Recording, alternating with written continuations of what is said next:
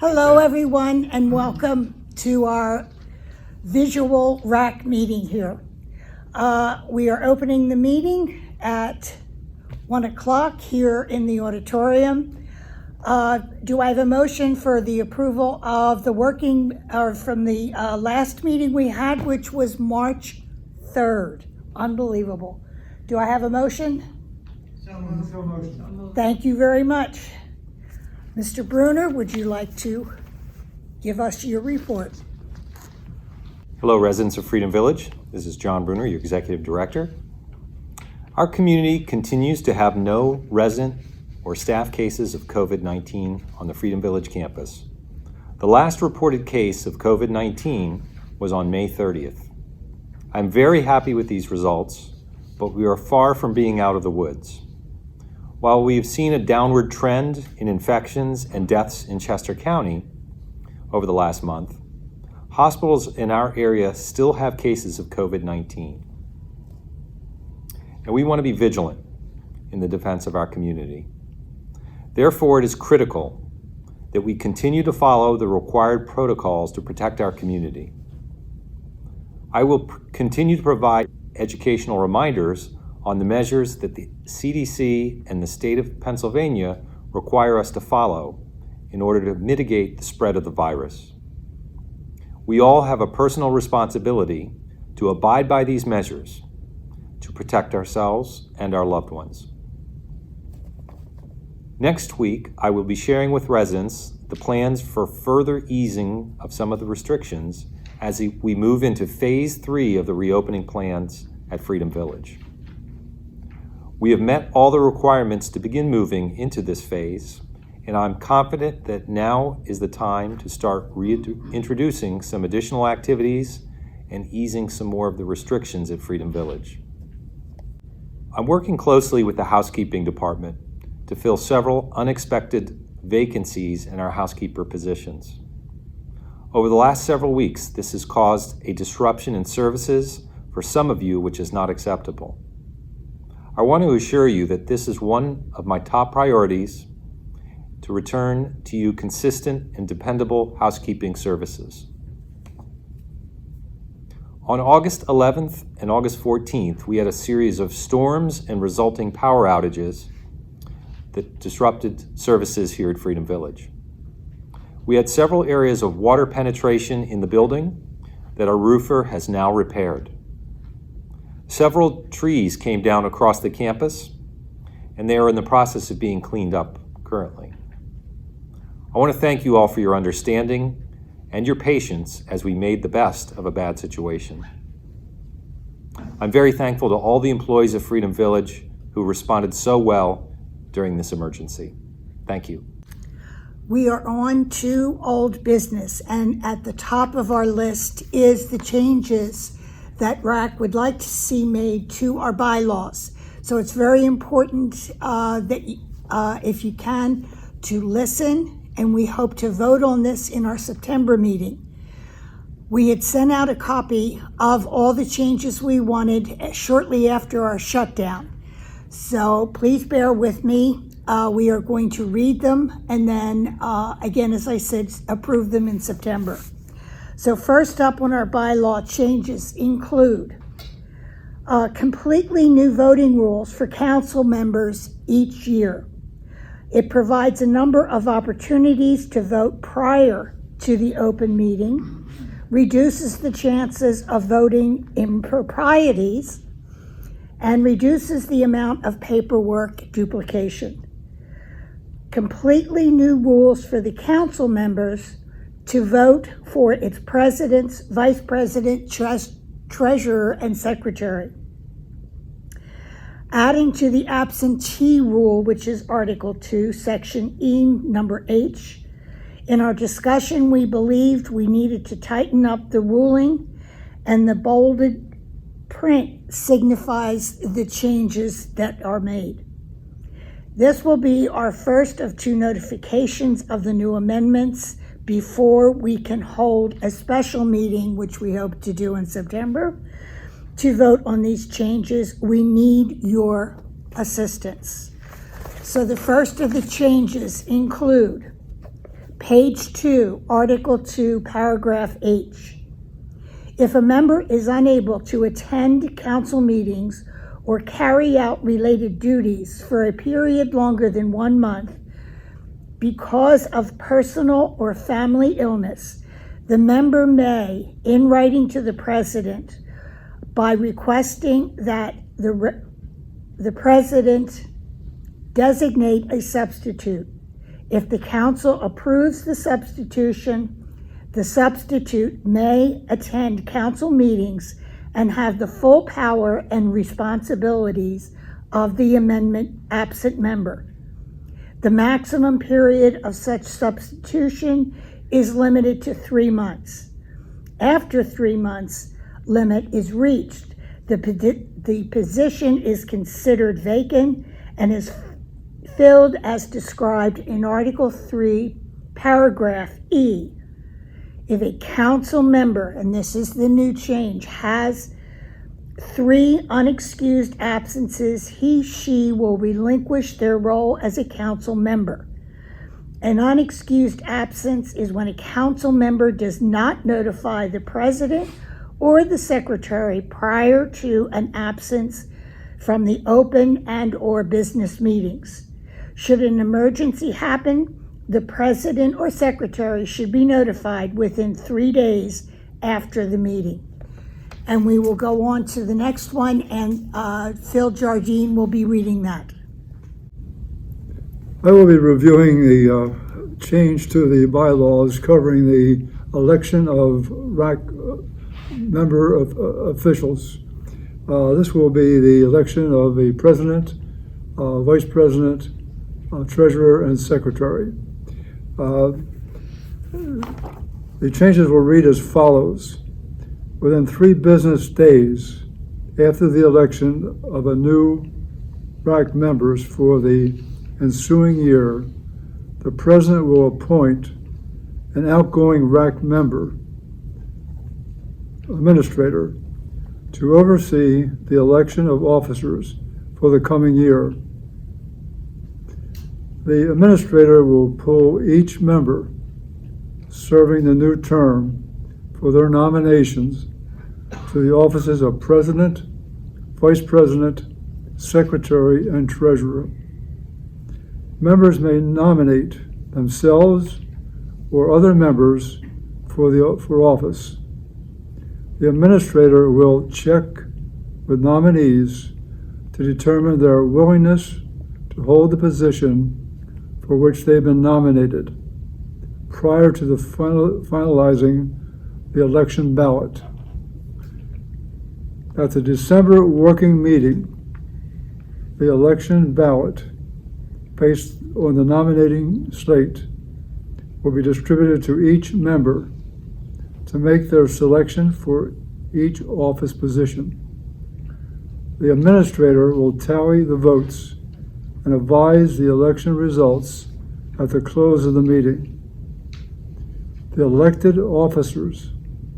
newly elected officers, will begin their term January 1st of the coming year. Good morning. I'm Glenda Johnson. I'm the treasurer and a representative for C-Wing. I'm going to be reading Article 9, the election of council members. The president of the council at the October meeting shall appoint, with approval of the council, the election committee chairman. The election committee chairperson shall select committee members to complete the election process. B, voting regulations. 1, only independent living resident owners of Freedom Village, Brandywine, are qualified to vote. Each such resident shall have 1 vote. 2, the election process shall be held on a date or dates in November, as set forth by the council president with the approval of the council. Said date or dates shall not be later than, but shall include the date of the annual meeting. 3, the office of the executive director shall prepare materials required by the election committee. The chairperson to include the following: 1. Copies of the wing-specific biographies written by the candidates, such biographies being distributed by the election committee to each wing-specific resident mailbox 10 days prior to the annual meeting. 2. Copies of the election procedures to include the date or dates and times for casting ballots and a listing of all candidates by wing. Such procedures shall be distributed with 3-1 above. Number 3, a master listing of each eligible voter by wing and in condominium number only. Such listings to include names of the residents and a space for their signatures. Copies of wing-specific ballots showing the names of the candidate or candidates seeking election and a space for the voters to check off their candidate preference. 4. Ballots may be cast on the date or dates and during the time or times as set forth by the President and the approval of the Council. Residents will be required to sign their ballot, make their selection, and place their ballot in the ballot box. 5. Alternative to B4 above, an eligible resident may cast an absentee ballot by contacting the election committee chairperson, such ballots being cast prior to the annual meeting of the council. Completed ballots will be placed in a locked box held in the custody of the election committee chairperson. 6. If a resident is away from Freedom Village, Brandywine, before the ballots have been prepared, such residents may contact the election committee chairperson, who will make arrangements to have the ballot and return envelope sent to the resident when ballots become available. The resident will be responsible for returning the ballot to the election committee chairperson before the date of the annual meeting. Such ballots will be placed in the locked box by the election chairperson. 7. The election committee chairperson will bring the locked box to the election area at the time of the annual meeting and have these ballots mingled with those cast in person.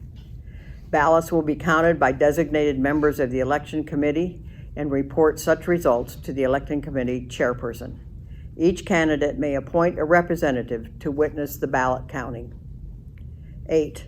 The election committee chairperson will confirm the ballot count and report the election results to the president of RAC. The election committee chairperson will secure the ballots for a period of 30 days. 9. In case of a tied vote between wing-specific candidates, the winner will be determined by flipping a coin in the presence of the tied candidates. The election committee chairperson will oversee this process and notify the president of RAC of the results. Thank you. We thank you very much for your patience of letting us, allowing us to read all of these changes to you. And as I said again, thank you, thank you, thank you. Next on our agenda is the croquet court, which we have been discussing, and that is in full discussion with Audrey Fahey and our illustrious leader in maintenance, Rick Tavani. And we will now begin with the standing committee reports. So we'll start with dining services, which is Sandra Klugman, who is not able to come today, and I was not able to get her report. So we'll move on to Jerry Johnson for finance. The finance committee was finally able to meet, not having met since March. Ed Ferrari gave a scholarship fund amount of $49,815 as of July 31st. This includes $6,000 for the Greg Welch Memorial. Bob Ellis advised that the cash balance for the Employee Appreciation Fund was $15,957 as of August 2020. We're about $1,300 ahead of last year, but will incur about $1,000 for a new check writing software program. Kevin Gleason reported that the overall occupancy rate is under 95%. There were no sales in July. That's it for the Finance Committee. Our next report will be Phil Jardine. The in-house television group has not really met formally, the entire group, for a few months now, but the staff itself has recently met, and we're looking into several areas of embracing new technology and new concepts for in-house TV. I'll go over some of these just to give all the residents a briefing. Members of the in-house TV committee are in a process of reviewing new technology for recording and presenting programs. Live streaming of specific activities and entertainment is an interesting consideration. A move to touchdown technology will be evaluated as a improvement for the quality and of the programming for in-house TV. We are also looking at using new equipment such as iPhones and iPads for downloading our different features that we film for in-house TV. And we're also giving some consideration and some discussions with John on the possibility for overhead cameras or computers to do filming in the auditorium. For the month of August, there's a whole lineup of great movies. I'll run through these. Normal Heart, Fried Green Tomatoes, The Farewell, The Proms, Finding Forrester, Puzzle, Fantastic Mr. Fox, Girl Crazy, and Breaking Away. So there'll be a lot of very interesting, entertaining movies to for the month of August. Special features for the month of August will be a replay of the Coatesville High School Orchestra that was filmed over the last few years. Classic favorites from Tchaikovsky will be shown during the month. Like Violin Concerto and Romeo and Juliet Overture will also be shown. So there's a lot of entertaining viewing for in-house TV during the month of August. We do have a new advertiser for the in-house TV monthly bulletin. Gail Woods has posted a new ad in the program guide, which features her services to assist residents in developing their story, their book, their way. So even though there's not been real formal meetings during the month of August, there's a lot of activity within in-house TV, and during the month of September, it's possible we'll begin filming again, filming again the village meeting, Tuesday talk, and our normal activities. So thank you, and that's my report. Hello, everyone. This is Adrienne Heiser, and I'm glad to be able to give you some information about the furnishings and the flowers in our lovely home. All the meetings rooms and hallways and atrium, we love what we see, and it changes frequently when the time is right. The flowers in the hallways and in the atrium are especially noticeable and enjoyable. They are beautiful. Ruth Patterson has changed the atrium because of the furniture. She decided which furniture would look the best, and I think the feeling when you go into the atrium now is more pleasant and comfortable. So I hope you all enjoy that. The flowers are usually done by Ruth Patterson or a group that she helps. And you have those in the hallways and in the beautiful atrium decorations, other places around the building. So I hope you enjoy all of the building, and I'm glad to see it myself. The next person is Betty Heimlich. In July, the Landscape Committee met, and they had not met for a long time because of this virus. So they had a lot to talk about, and it was very interesting. Mary Alice Kottmeyer started it out, and she opened the meeting, and Diane Snabel came up and she reported that all 30 of the plots were all active and taken care of. A new garden shed was put up, and that's very thanks to John and Rick. And Andy Woods added more shelves, and he added more hooks and things to it. They were very pleased about that. The front gazebo garden. Betty Ostaliva spoke about how great the front trellises looked. She spoke about the new irrigation system and how well it worked and how good it was. There are new arrivals are needed for next year that they're going to look into. The vinca vines were trimmed, and Elaine Merhar and friend helped to weed and to water the garden. Next year, they will remove old cherry tree and they will label the plants. The Arbor Gardens and Village Green.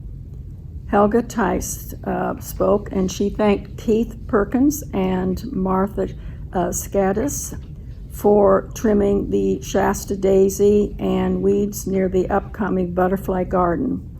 Also, phlox and the hostas were in the memory section. The ground lighting is needed there, and they talked in little length about that. They will be proactive in use of chemicals on the weeds in the bocce court. In the nature trail, Keith Perkins spoke, and he spoke about removing some of the tree limbs. There were a lot of things really down and that needed to be removed, and this was on the west entry. And remove the dead trees and brush piles and dead pine trees. And then there was a lot of planting and plant daffodil bulbs on the nature trail in the fall they talked about. The Hunt Club gardens. Mary Alice spoke about this, and first she talked about the 4 new planters that were put in the main entrance and in front of the terrace gardens. And Lois Buffington is doing the Shasta daisies, and she does all the watering. And they talked about those plants in the main entrance, and evidently there's a lot of people that are putting things in these planters that don't belong there. So when you go buy these planters, be careful what you put in there. Helga and Mary Alice planted other things and items by the large dumpster. The Reeseville Road entrance. Mary Alice spoke about a new plan for the entrance, and she wanted to call a special meeting of 5 volunteers to maybe help on this plan. So 5 people volunteered, and they are going to get together and they are going to present this to the next landscape committee meeting. There were items of concern. They talked about the first floor resident patios and gardens and the pruning of the foundation plantings that will be done in the fall. They talked about do a walk around with Bright View. They talked about the control of lanternflies that started last February, and I'm sure we've certainly had those all through the summer. The D&E wing walkways are coming pretty soon, and their first part of that is on the nature trail side, and it'll pick up and go along, and it'll then go into the terraced home walkway then. Landscape plan for a clean-out area to be determined. And there's their site to be determined for Greg Welsh's memorial. I think we need to give the Landscape Committee a big applause because they've done an awful lot. And I think that when you look around, and especially in the spring, it was just beautiful what they did. And they worked very, very hard. I don't think we realize how hard they do work. And I just thought it really looked very pretty. Now we're ready for fall. It's ready to be weeded again and planted again. So they're very busy. Thank you. Next we have Ernie for maintenance and building. Good afternoon. I'm Ernie Wortman, and I'm the representative to the Buildings and Maintenance Committee. The reopening committee was held in the auditorium. All 9 present were socially distant and wore face masks. Weren't recorded though. The current issues grid was reviewed with Rick Devani and Michael Powell. Revised grids will be distributed for the next meeting. The rear gate and its mechanism was replaced and it works okay. Transportation Department persons, our front desk, can help FEB residents enable their cars to control the gate if they don't already. FEB has no present justification for an electric car charging station. A lot of discussion. Resolution is no. The issue of washing condo windows and improving FEB's nature trail were both discussed. Much discussion, good directions, but no final resolution. Our next meeting is going to be at 10:30 in the morning on Monday, August 17th, 2020. Please note the change time. We don't know where it'll be held, but we believe it'll be in the dance area of the auditorium. Thank you. And the next speaker will be Linda Johnson. Hello. I am liaison to the Outreach Committee. After several months of absence, we finally had a meeting in July 14th. There were attended 20. We were limited to 20 because of the pandemic. The treasurer's report was given from March 1st through June 30th. Expenses included $500 each to the Coatesville Senior Center and the CYWA, and $2,650 to the Chester County Food Bank. The ending balance was $3,342.85. The total is about $1,000 less than our usual balance at this time of the year because our spring flower sale was canceled due to the pandemic. Jeannie reported on the knitting group. We were very prolific during our lockdown. But since February 11th, we have donated 4 Afghans, 10 chemo hats, 31 baby blankets, 46 baby hats, and 12 pregnancy bags, and we now have a reserve of 17 Afghans. Kathleen Gibson announced that between 8 and 22 casseroles were prepared of each of the past few months. We appreciate whatever amount our members can provide. Jeannie Johnson delivered 20 printer cartridges to Staples. She had a note from the Brandywine Health Foundation thanking us for the recycling credit, which has amounted to $520 for the past year. I continue to collect soda tabs for the Ronald McDonald House. I will accept those in my mailbox or in person. We'd love to have more. We have tentative plans to hold our annual hot dog dinner on Sunday, August 23rd. but the details are being worked out and then we'll get back to you. Our next meeting will be Tuesday, August 11th at 10:30 p.m. If we have not moved into the next stage, we will have a sign-up sheet for that at the activities office, and we will be limited to 20 people. Good afternoon. I'm the liaison to the Transportation Department, and we haven't had a formal meeting, but I'm just here to remind you that transportation is available for doctor's appointments primarily and other appointments that are set from the front to wherever. And they're available between 8 and 4, Monday through Friday, but not on the weekends and not on the evenings. The only other thing to remind you is, please, as soon as you know when your appointment is, tell the front desk so that they can make the schedule, because that helps them. It doesn't get forgotten, and you'll remember it if it's on the schedule. So thank you very much, and have a good afternoon. And we are on to new business. And first on the agenda is we wish to extend our sympathies to Marie Urbicelli's family. Marie was such a huge person here at Freedom Village. If you had to ask a question, Marie was there to answer it. She had her fingers in so many pots around here. We have just missed her being able to be a part of us for the last year.